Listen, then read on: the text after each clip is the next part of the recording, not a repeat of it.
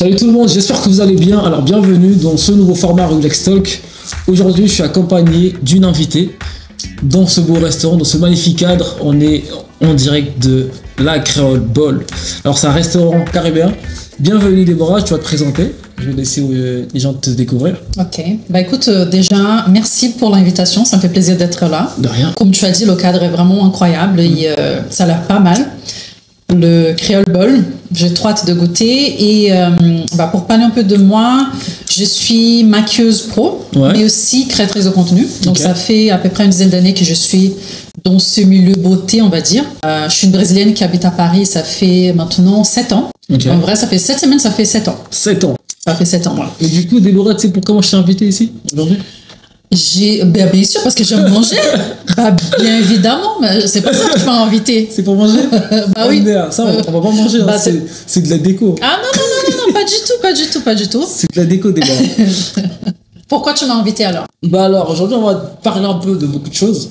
On va parler un peu. Moi, je suis immigré, je viens du Congo. Ouais. Ça fait 5 ans que je suis là. Là, c'est la 6e année. Ouais. Donc, en gros, tu as quasiment une année de plus que moi. Ouais, c'est vrai. Nous sommes émigrés, ouais, c'est vrai. Exactement, on va parler un peu de notre vie en France. Toi, comment tu t'aperçois la France, tu vois? Tu vas nous expliquer un peu qu'est-ce que tu as eu comme galère ici, comment tu trouves l'environnement, tu vois? On va parler un peu de tout ça. Avec plaisir. On va manger un peu en même temps, on va découvrir un peu les plats. La cuisine antillaise, toi, tu l'as jamais... Non, pas vraiment. C'est vrai que c'est la première fois. Et en plus, ce concept de bowl, c'est super intéressant. Donc, c'est la première fois. Ok, donc en même temps on va manger un peu. Moi je suis en train déjà de boire, je suis déjà en train de je vois que tu dégoûtes là. Je peux quand même... C'est du jus de pomme. Ah bon? Ouais. Moi j'ai mon jus de goyave. Il y a des gens qui veulent dire que c'est pas goyave qui on dit. J'ai déjà entendu parler ça. Qu'en français on dit pas goyave. On dit vous allez nous corriger en fait. Ils disent goyave? Je sais pas. Parce qu'ils disent... Qu'est-ce qu'ils disent déjà? Je crois que c'est goyave. Ouais.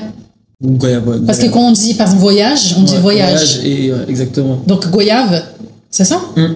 Bon, vous allez nous dire ce qui est... Chez nous, on dit goyave.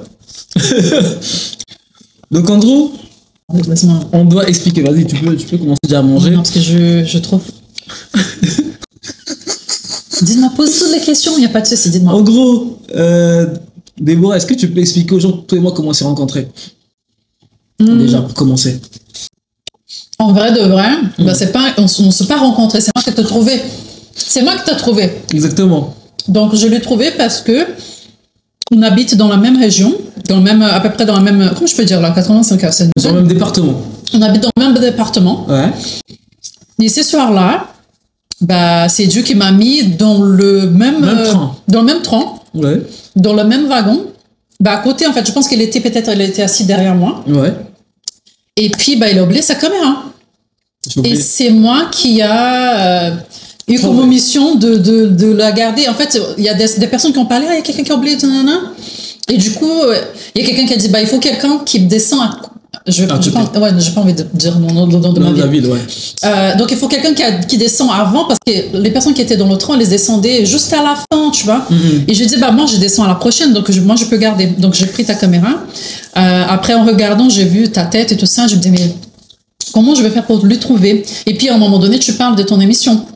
Il y a une des vidéos qui te dit bonjour, on est dans l'émission telle et tout ça. J'ai mis sur internet, je l'ai trouvé, je l'ai fait un message en disant j'ai trouvé ta caméra. Est-ce que tu as perdu quelque chose? D'abord j'ai demandé ça, genre est-ce que tu as perdu quelque chose et tout ça, juste pour confirmer, on sait jamais. Et puis voilà, le reste c'est l'histoire. Imagine si c'était pas moi. Non, c'est pas possible parce que ta tête était partout dans la caméra en fait. Comment ça Non mais sur le, parce que tu m'as écrit sur le compte pro. Ouais, j'ai écrit sur le compte pro. Il y a pas la tête. Non, j'ai écrit sur le compte pro et aussi sur le privé. Ah non, je me disais, je vais trouver cette personne. Parce que je me suis dit, si c'était moi, j'aurais aimé que quelqu'un essaie de me trouver aussi, tu vois. Genre, pour quelqu'un qui crée du contenu, perdre sa caméra, en plus, une caméra qui est quand même chère, tu vois. Exactement. C'est pas donné, quoi. Donc, je me suis dit, bon, je vais le trouver, je vais le donner. Je vais pas rester avec quelque chose qui est pas moi, tu vois. Ouais. De base, si tu ne m'avais pas retrouvé, peut-être tu l'aurais déposé. Ah non, je l'ai gardé. Non, si je te trouve pas, je l'ai gardé. Qu'est-ce que les raconte en fait? J'allais faire tout l'effort du monde pour essayer de trouver. T'allais garder? Oui. Non, qu'est-ce que les gens allaient faire? En plus, moi, je suis créatrice de contenu. Ah non, quand même. Exactement. Si j'allais faire tous les efforts possibles pour essayer de te trouver, et là, si je te trouve pas... Exactement. Mais du coup, qu'est-ce que t'en penses de la France, toi? D'ailleurs, qu'est-ce qui t'a alors motivé à venir en France? Sachant que le Brésil, c'est la 5e puissance mondiale, je pense. 5e puissance mondiale. Même économiquement, ils sont, tu vois, c'est un pays développé en termes d'infrastructure. C'est mieux que l'Afrique déjà. Ouais. Ils sont plus développés que beaucoup de pays d'Afrique. Et pour la plupart ici, nous les Africains, nous venons en Europe pour des raisons économiques. Ok. Par exemple, moi, si je suis venu ici, c'est pour avoir une meilleure situation. Ok. Est-ce que pour vous c'est le cas là-bas? Est-ce que quand vous venez en Europe ou en France, c'est pour des raisons économiques aussi? Je pense que chaque personne, c'est un peu de situation différente. Bien évidemment que beaucoup de gens ne comprennent pas trop, parce que le Brésil, c'est un pays très ouvert, très chaleureux. Il fait chaud. En fait, la plupart du temps, les gens ne comprennent pas par rapport à ça. C'est même pas une question genre, ah ouais, genre c'est économiquement bien et du coup, tu viens chercher plus d'argent ou pas, ou c'est quoi. En fait, c'est plutôt, mais il fait froid ici. Pourquoi tu viens en France et du coup, tu étais au Brésil, c'est tellement bien là-bas. Ouais. Mais un peu comme toi, effectivement, c'est pour... Je pense qu'on a plus la possibilité ici d'avoir une stabilité financière mieux. Ouais. Et spécialement parce que je viens d'une région de la périphérie aussi. Voilà, genre je viens, ma famille, spécialement côté de ma maman, c'est une famille très humble. Ma mère, c'était la première à avoir les études supérieures. Okay. Donc en fait, c'est une famille humble qui a commencé à grandir. Et puis, dans ma tête, je me disais, je voulais encore plus que ce que ma mère a eu. C'est plutôt, genre, j'ai toujours voulu habiter ailleurs. J'ai toujours voulu avoir une expérience d'habiter dans notre pays. Ok. Et puis, je me suis dit, ouais, tant mieux qu'à ce moment-là, j'ai une opportunité de travail. Et puis, mon ex aussi, elle était en France, elle habitait en France. Donc, je me suis dit, bon, opportunité parfaite. Bien évidemment que la France, c'était pas du tout ce que je voulais. De base, je voulais pas vraiment venir habiter en France avant. Je voulais genre habiter aux États-Unis ou quelque chose comme ça. Okay. Je pense comme la plupart des gens peut-être aussi qui essayent de dire ouais, le rêve américain à l'époque, mais ça, genre vraiment à l'époque quoi, genre j'avais 16 ans, 18 ans. Et du coup voilà, c'est un peu pour ça en fait que j'ai décidé de m'y lancer et de venir. Et du coup tu t'es préparé quand même, tu l'as préparé bien avant. Oui bien sûr, ouais, j'avais quelques mois pour me préparer les valises, qu'est-ce que j'allais ramener, qu'est-ce que j'allais pas ramener, et puis arriver quoi. Et du coup, comment ça se passe là-bas chez vous là? Par exemple, pour venir en France, il faut une demande de visa, c'est ça? Non, pas forcément. En fait, au Brésil et France, ils les ont d'accord. Ok. Donc c'est un petit peu plus facile, un tout petit peu, hein, parce que de toute façon, la France pour les expats là, c'est galère quoi. Ouais. Mais Brésil, en fait, le Brésil, il a beaucoup de, il est très bienvenu, je peux dire ça. Le Brésil est très bienvenu en pas mal de pays, donc c'était pas différent avec la France. Donc France et Brésil, ils ont une très bonne relation. Exactement. Qui fait que les présidents les avaient fait un accord en fait. Donc que ça soit les Français, les francophones qui ont envie d'aller au Brésil ou les Brésiliens qui ont envie de venir en France, genre t'as besoin juste de ton passeport et ton billet. Et voilà, exactement. Et tu peux rester 90 jours, bien évidemment. Il y a une limite, mais après ça, il faut faire toute une procédure et tout ça, tu vois. Ok. Et est-ce que, quand tu arrives... En fait, chez vous, vous n'avez pas besoin de motif. Par exemple, nous, quand on vient d'Afrique, par exemple, moi, je viens du Congo, quand tu viens, en fait, tu dois avoir un motif. C'est-à-dire que si tu as un visa touriste, ou si tu vas pour un court séjour, tu vois, ça peut être un visa touriste ou tourisme, ou encore... T'as un visa, je sais pas, des visas de santé, un truc comme ça. Et genre si t'es malade, tu viens pour te soigner ou je ne sais quoi. Ou voir ta famille et autres. Mais sinon, en fait, quand t'as un visa long séjour, par exemple, moi qui suis resté longtemps ici, en fait, tu dois justifier le motif. C'est-à-dire, tu dois par exemple dire par exemple, c'est par exemple pour un regroupement familial, vie privée familiale, où tu vas pour des longues études. En fait, il faut vraiment que tu aies un vrai motif, une vraie raison pour rester longtemps. Pour rester longtemps, oui, bien sûr. Je pense que c'est partout. C'est pareil aussi. Bien évidemment que je trouve que malheureusement l'Afrique, pour pas mal de pays, c'est un peu plus difficile. Genre il y a une difficulté que c'est un peu chiant.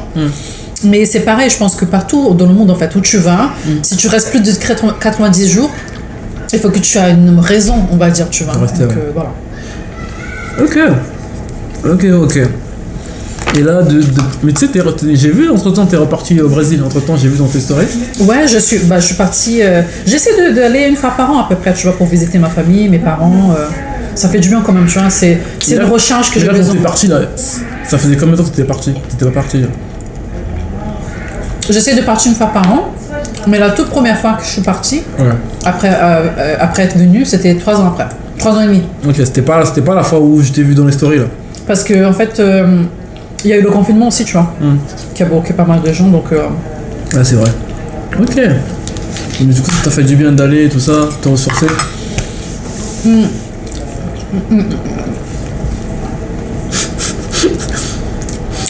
C'est bon le plat, c'est bon le plat.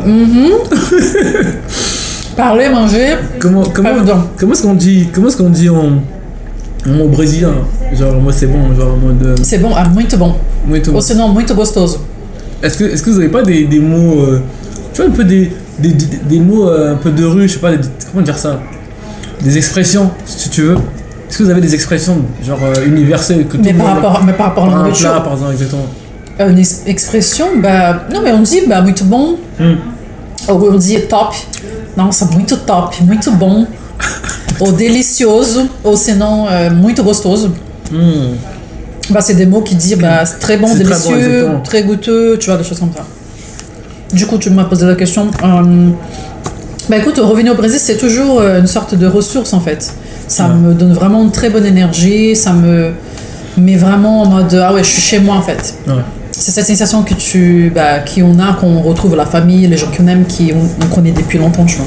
Est-ce que tu envisages de rentrer pour de bon? C'est-à-dire un jour si j'ai envie de rentrer de vraiment vivre.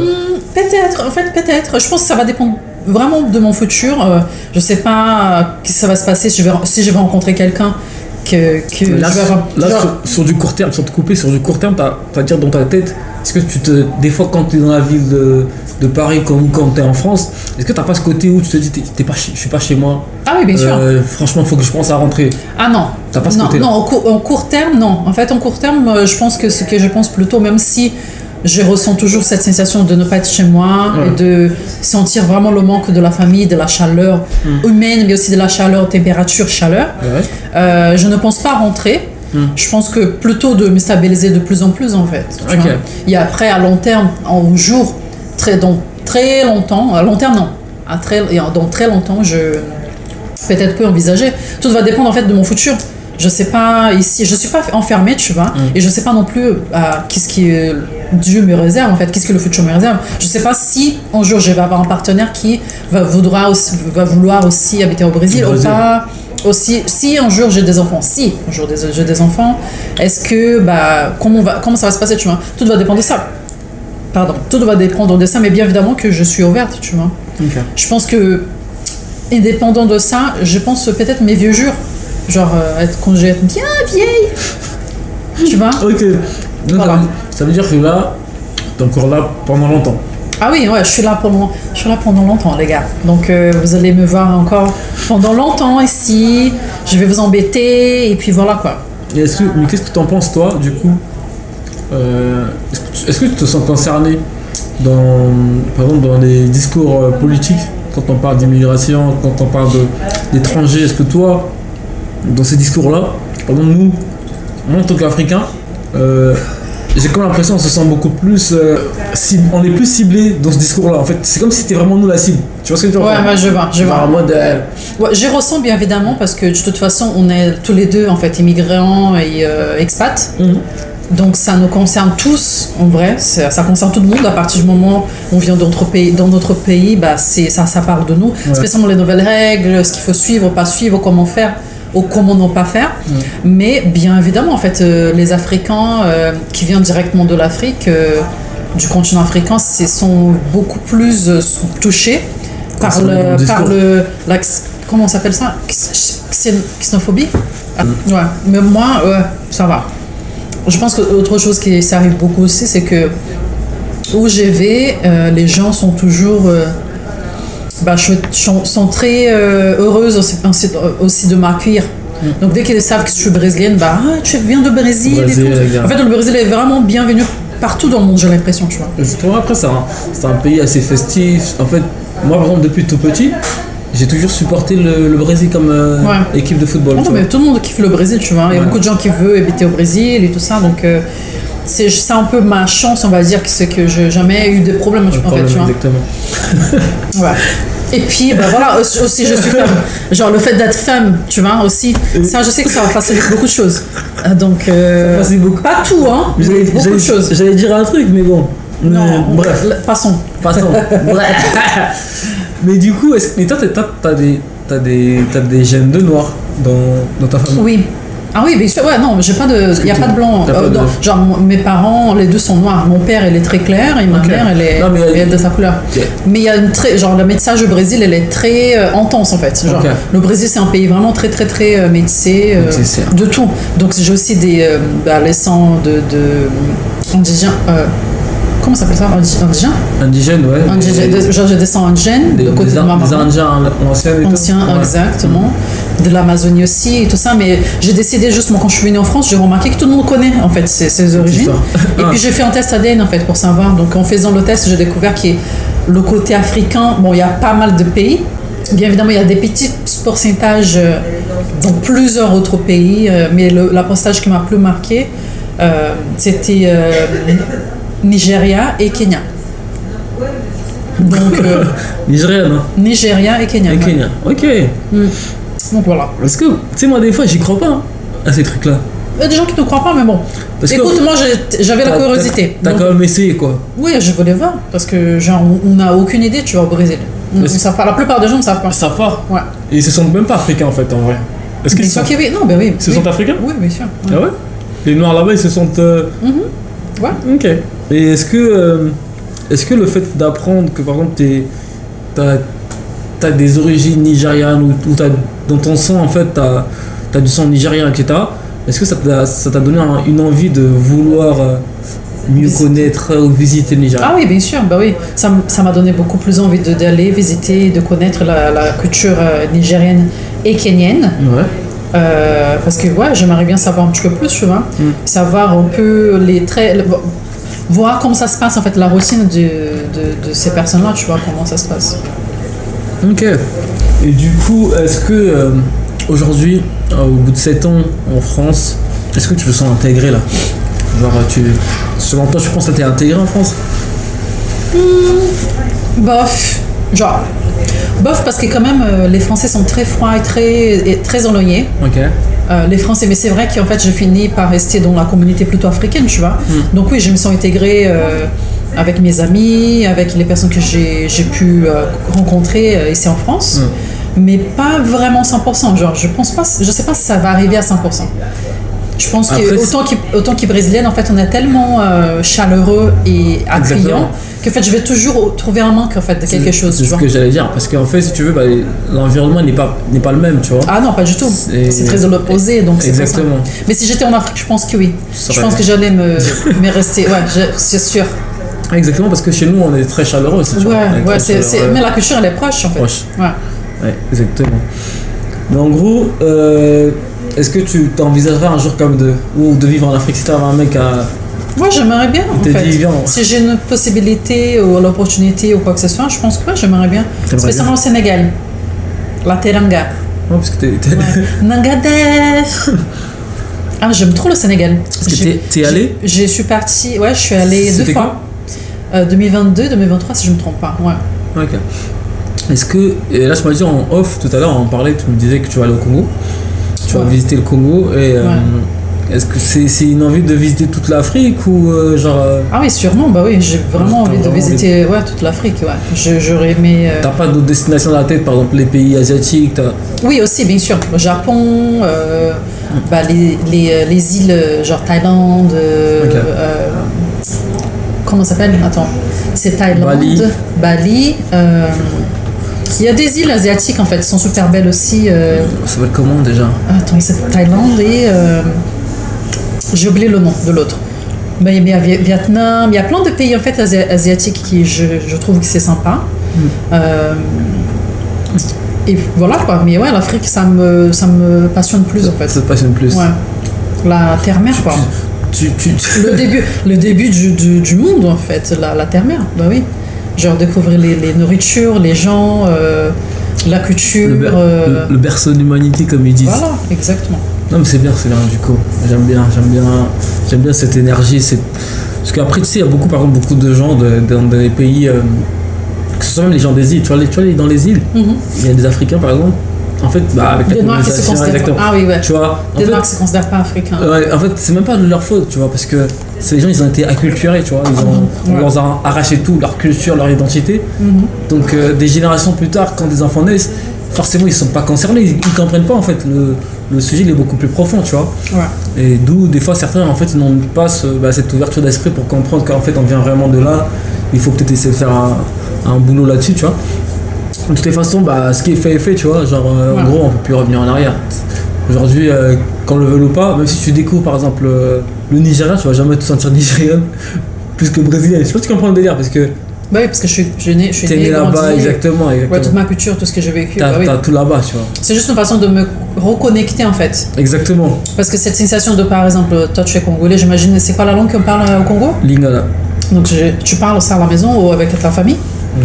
Donc en fait, cette connexion, tu l'as, tu vois. Même si tu es ici, ça fait je sais pas combien de temps et tout ça, tu vas toujours avoir cette reconnexion avec ton pays d'origine, tu vois. Et je pense que ça, je vais jamais pouvoir malheureusement avoir avec le pays que j'ai découvert, que j'ai dans mes origines. Mais au moins d'essayer de me reconnecter un peu, tu vois. Ouais. Que ça soit en train d'apprendre certains dialectes, parce que j'aime bien apprendre les langues, tu vois. Ouais. Ou la nourriture aussi, parce que c'est quelque chose que j'aime beaucoup et ça me permet de me connecter aussi. Voilà. Tout à l'heure, tu disais, je sais pas si c'était en off, tu disais ça, tu disais que. On va parler un peu des relations humaines. Tu disais que ta destination que tu pourrais. Ta destination préférée en Afrique, c'est le Sénégal. En tant que femme, nanana. Ouais.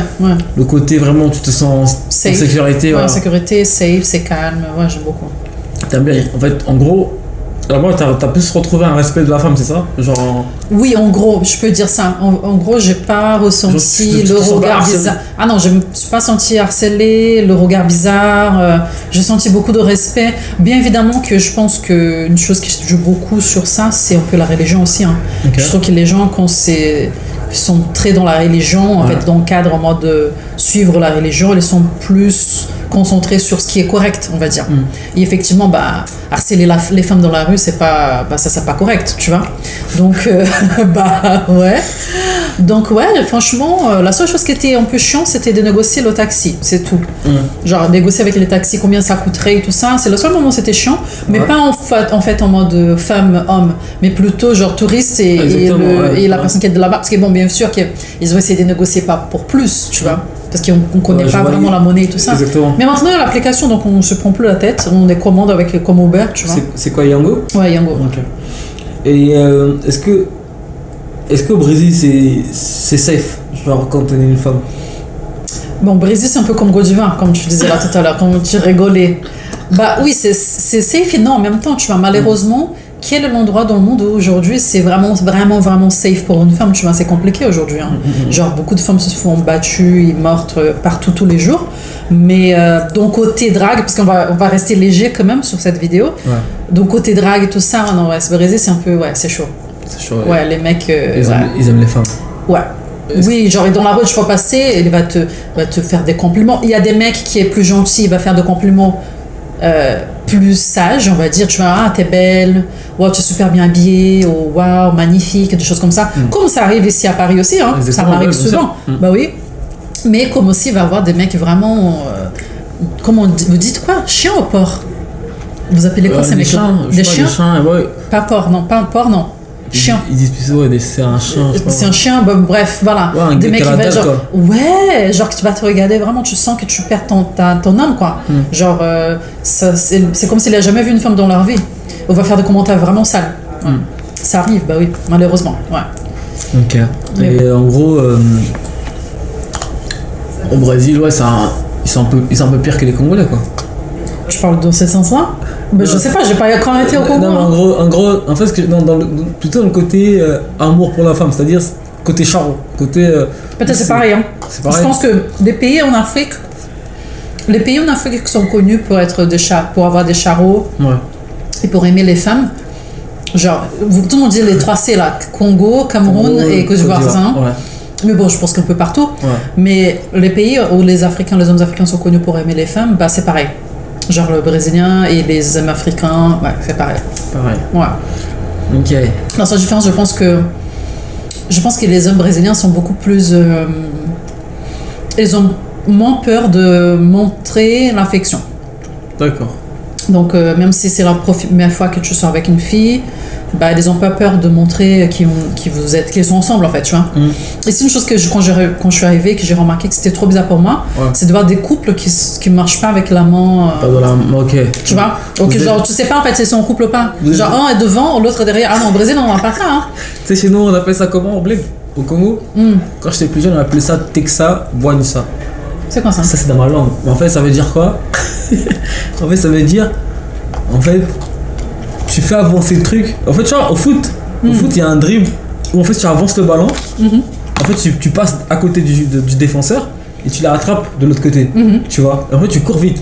En fait, nous, au Congo, en fait, généralement, on avait cette mentalité-là. En gros, en fait, quand t'arrivais pas... C'est pas que t'assumes pas ta relation, mais des fois, tu veux être un peu discret, tu vois. Ou même l'homme infidèle, bah, il se cache. Bah, bien sûr. Exactement, il se cache de...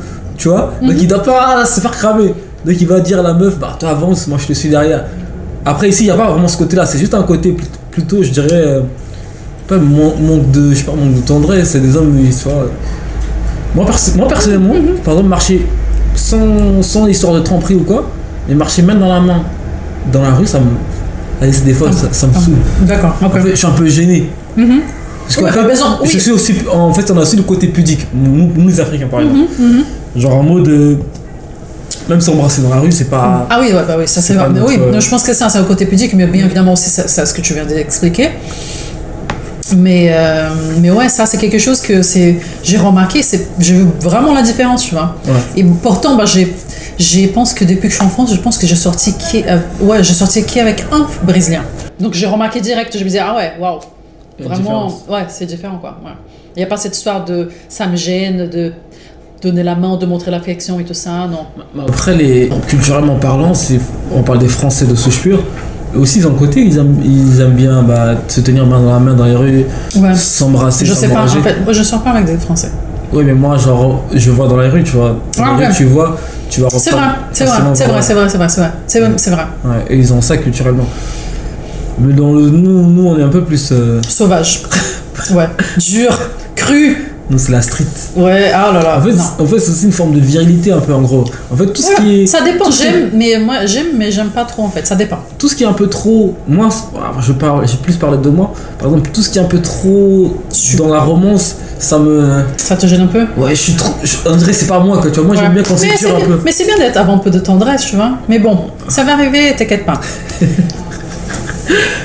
Comme on dit ici, Inch'Allah.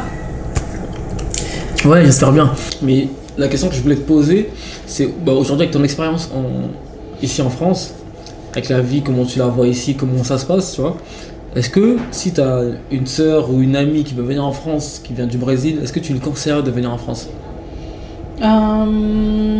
Oui, non, ça dépend en fait. Ouais. J'aurais conseillé vraiment de s'organiser encore mieux. Ouais. D'essayer aussi d'apprendre la langue avant de venir. Je pense que ça c'est quelque chose qui peut aider aussi. Okay. Ça peut aider à avancer certaines choses, tu vois. Ouais. Mais ça dépend. Je pense que j'aurais donné le conseil de se préparer mieux, d'apprendre la langue. Surtout apprendre la langue. Okay. Parce que malheureusement, les Français ne sont pas ouverts à des gens qui ne parlent pas le français. Okay. Tu vois, il faut parler le français. D'accord. Parce que l'anglais, ouais, non, c'est bon. Si tu parles anglais et tu veux venir en France, ça va être un peu compliqué, tu vois. Chaud. Ouais. Donc en gros, le mot de la fin, c'est que déjà là, on va noter un peu les plats qu'on va manger. Qu'est-ce que t'en penses toi, la cuisine antillaise, t'en penses quoi? Ah, j'ai beaucoup aimé parce que déjà de base, elle était comme, je sais pas si vous avez vu, mais dans la préparation, c'est vraiment... Ah ouais, t'as fini. Non, mais c'est parce que tu m'as montré, c'est pour ça que je dis ça. T'as fini vite. Hein. Ah ouais, j'ai fini très vite. Mais dans la préparation, t'as vu, elle a mis vraiment la base. Donc le riz, c'est comme au pays au moins. Ouais. Et l'haricot, pareil, comme au pays. Et puis l'avocat, on aime bien l'avocat, mais on mange pas trop l'avocat non salé, mais moi j'aime bien l'avocat. Ouais. Donc il y avait une petite salade aussi La mienne avait une salade de mangue, incroyable, vraiment mangue verte avec le saisonnement et tout ça, c'était délicieux. Je dirais 9 sur 10. 9 sur 10. Ouais, parce que j'aime bien plus chaud. Genre le mien, il était un peu frais. Ouais, un peu froid, mais sinon, à part ça, je dirais 9 sur 10. 9 sur 10. Parce que 10 sur 10, c'est qui la bouffe brésilienne. Ouais. En tout cas, la prochaine fois, je veux que tu m'invites dans un restaurant brésilien. Ouais, on va faire il y en a un là, je crois, vers... Ah ouais, on va regarder après. Il y en a un, mais j'ai jamais mangé. Mais en gros, ouais. Faut que tu goûtes. Faut que je goûte. Et bah du coup, moi aussi c'était super bon. Bah, je viens ici, ça fait longtemps, je viens ici, ça fait quoi quasiment, je peux dire 5 mois ou 6 mois, 7 mois même. C'est cool. Parce que je me coiffe à côté et du coup à chaque fois, une fois j'ai testé, après j'ai dit vas-y c'est super bon. Ouais. Et en fait, le haricot on le mange aussi chez nous. On a le haricot comme ça, exactement. En fait c'est quasiment vraiment, c'est comme si je bouffais au bled quoi, tu vois. Ah oui, bah oui. Et vraiment c'est la même sensation quoi. Bah, exactement, la même sensation. Mais voilà, donc en gros, souvent je viens ici. Et franchement, pour ceux qui regarderont cette vidéo, c'est une bonne adresse, c'est au 16 rue du Mazagran, dans le 10e arrondissement si je ne me trompe pas. C'est ça. Le restaurant s'appelle La Créole Boy, je vous mettrai l'adresse dans la description. En tout cas, ce fut un bel échange avec Déborah. Merci, c'était vraiment pas merci. On a d'autres projets normalement de création de contenu. Là, c'était le premier format. Ouais. On trouvera des marques des fois, sûrement une autre fois, avec d'autres concepts. Bah, merci à toi, Déborah. Un petit mot de la fin. Merci beaucoup, John. Merci. En brésilien, en portugais. En português, en brésilien, je peux dire obrigada, John. Obrigada a todo mundo que está assistindo. Merci. Non, prononce mon prénom.